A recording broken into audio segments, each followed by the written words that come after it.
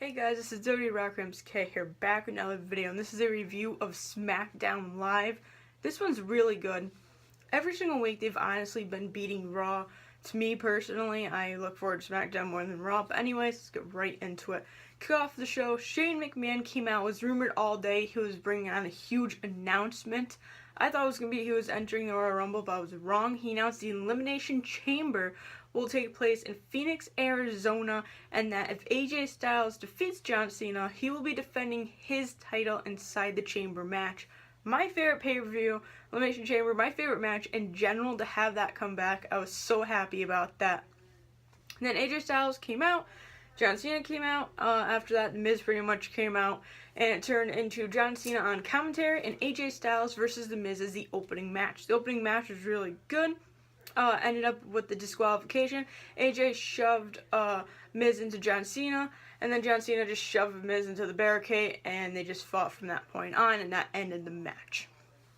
There wasn't really much of like a high point throughout the entire show, other than the main event, but I'll tell you the little matches that happened. We had Nikki Bella pretty much come out, call out Natalya, and then Natalya was all the way up in the stands.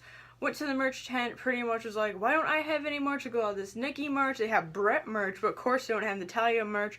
Went to throw it all into the garbage, Nikki came out and attacked her. They pretty much fought by the merch tent, and that was pretty much it for their match that they had, or really, I guess, just backstage segment. We also had Randy Orton in a match against Dean Ambrose. The match itself was going pretty well. Dean was on top, then Randy was on top. It was really good back and forth. And then at the end, Luke Harper tried to put himself into the match to make sure Randy would win, or to screw Randy. Not completely sure at this point what he was trying to do inside that match. But overall, Dean ended up getting the pin, and then Randy just went to attack Luke, and then Luke just walked away from the Wyatt family completely, leading into next week where we have Luke Harper versus Randy Orton as the main event of SmackDown. Next thing that happened is Dolph was on the King's Court.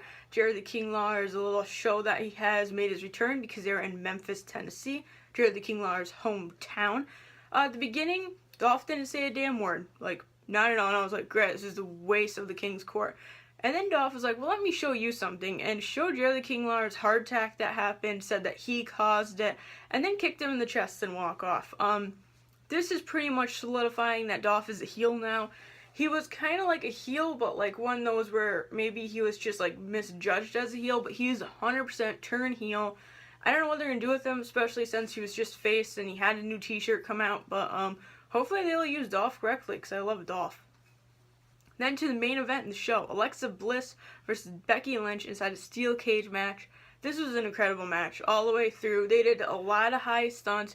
I kept thinking every single time I went to the top that someone's hair was going to get stuck or something, and it was just going to be like a blunder, or they're going to hurt themselves, but no, nothing dangerous even happened. Well, nothing like dangerous to the athletes happened during the match. They performed amazing inside steel cage. At the end, the mask person, which is Los Matadores, came out, caused Becky Lynch made it so Becky Lynch could not win.